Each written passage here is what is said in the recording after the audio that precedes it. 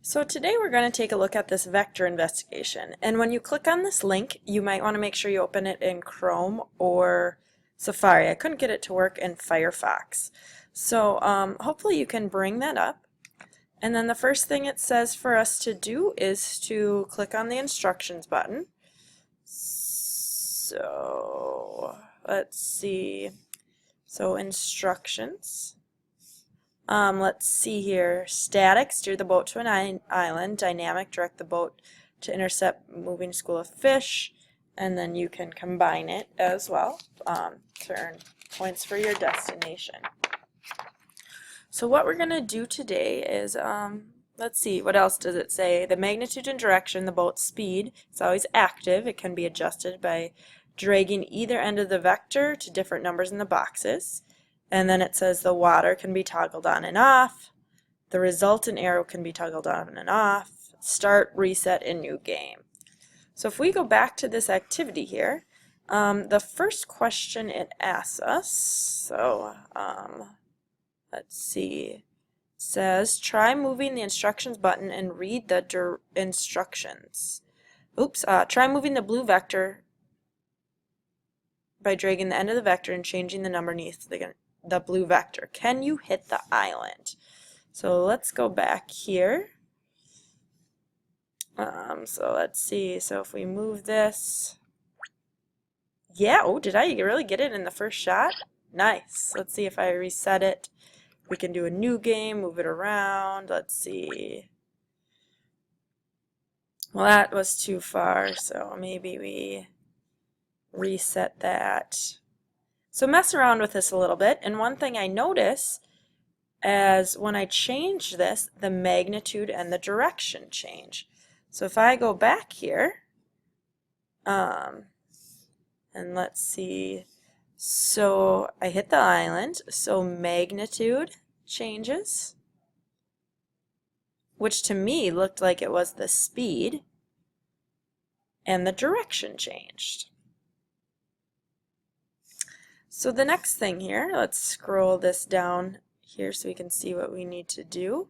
In static mode, turn off the red vector. Turn on the resultant green and direct the boat. How does the length of the magnitude affect the boat? So if we go back here, turn off the water, turn on the resultant, start. Let me reset this game.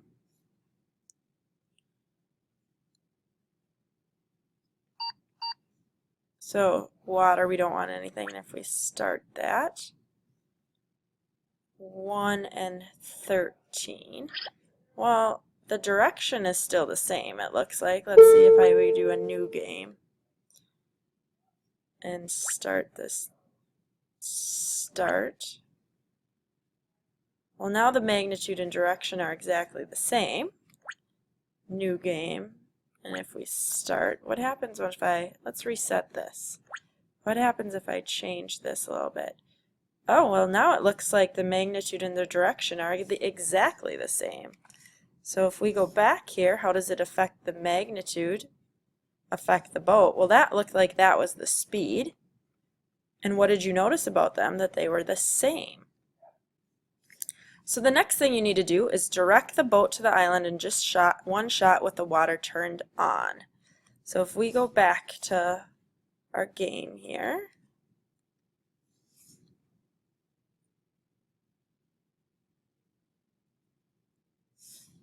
turn on the water.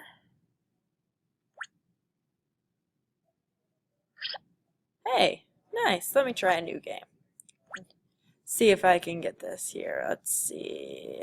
Okay, how about here?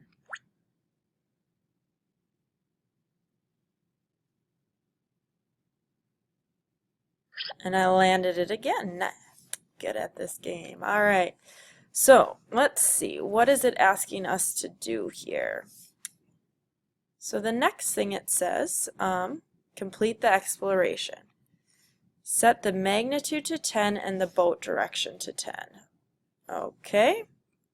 So magnitude, reset. Or 10, what was it, the other one? I think it was 150. Okay. 10 and 150. All right. So what does it say to do? Whoops, that's not what I meant to do.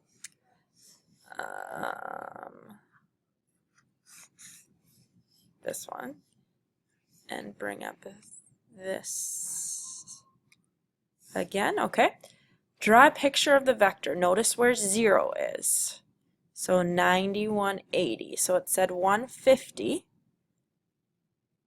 Draw a leg in, the circle part of your vector should be at the origin. So here would be angle 150, because 0 a little bit more than 90, and that could be, I could try drawing this a little bit more accurately, and I'll actually get a vector here. So, alright, so there's that vector, 150. Draw a triangle to the 0 and 180 line, so I can draw this on down. Label your hypotenuse as 10. Label your reference angle, so this would be 30. And then let's see, it says find the other two lengths of your triangle. So if we labeled this x and y, we could set this up to find these. So opposite over hypotenuse. So the sine of 30 equals x over 10. And let's see, what would this one be? Adjacent. Cosine of 30 equals y over 10. So if we multiply by 10, we got 10 times the sine of 30 equals x. 10 times the cosine of 30 equals y. And let's see, we need a calculator here. So let's go to Desmos. And let's see, first thing I better make sure to change this into degrees. So let's see, 10 sine of 30, 10 cosine of 30. So we have 5 and 8.66. So x equals 5, y equals 8.66. Fill in the blanks below. So x part was 5, comma 8.66 was our y. Okay, well the next part here, set the water magnitude to 8 and boat direction to 130. 8, 130. Okay. Done. And then we'll draw on the same thing here. So 130. Let's see if we draw that in. Well, if that's 130, this is 50 degrees. So it's kind of turned on its side here. And let's see, what should our hypotenuse be? 8, x, and y. So we can set up those trig functions again. The sine of 50 equals x over 8. Cosine of 50 equals y over 8 times 8 times 8 times 8 all around. So 8 times the sine of 50 equals x. 8 times the cosine of 50 equals y. We'll jump back here to Desmos. Let's see, so 8 sine of 50 and 8 cos of 50. So we have 6.12 and 5.14. 6.12, 5.14. So it says x and y again. And now it says you take your components and add them together. So let's see, what did we have? So our boat was 5, 8.66, 6.12, 5.14. So if we add them together, 11.12 and 13.8. And it said, let's take a look at our boat. What was our resultant? 17.7 and 141.13.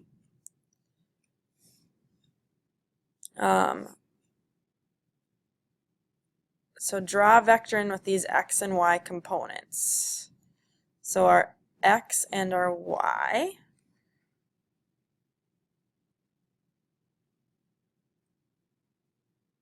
So it would be down here, and we could draw it in anyway. I'm going to draw in that arrow again because it looks like our resultant was right there. Let me see, let's try that again.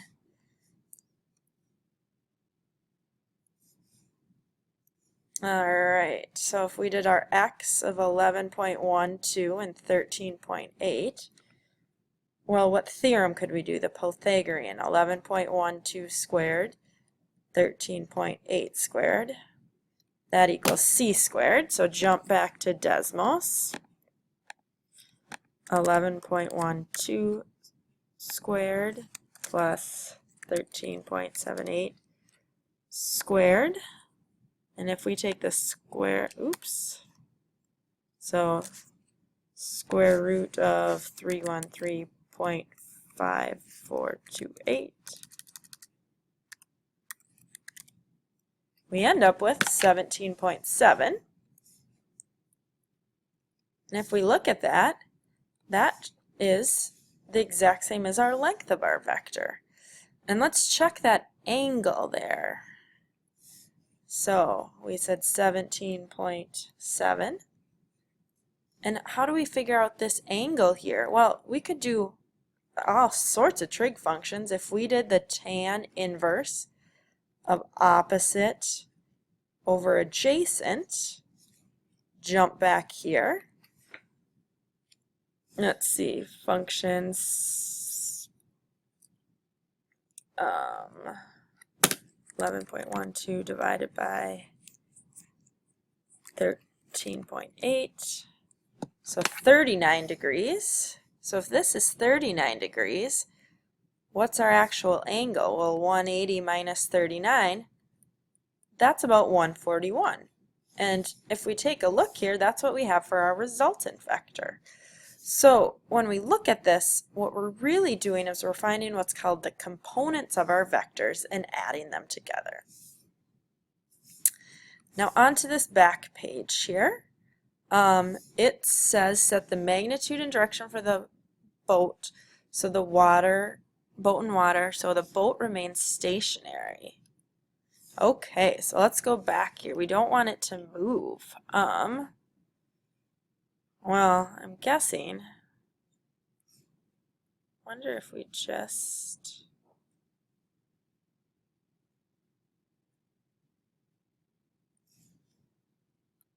it's still moving. Wonder if I did this as, because I'm thinking they need to be opposite each other. If we had 180 and does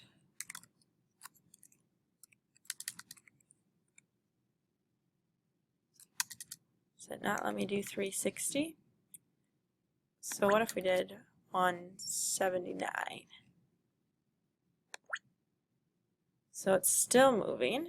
Wonder what if we switched our directions here, or our magnitudes. What if we had that be like 10 and 10? So now they're not moving at all. So the boat, they're facing opposite and the same length. So if we went back here, they're opposite and the same length. So then what you have to do is answer these questions. How do the numbers for direction and magnitude correspond to the vector appearance? Well, that's obvious, our direction, and this one is our speed. The movement, that again was our magnitude. And then you guys go ahead and try answering the rest of these questions.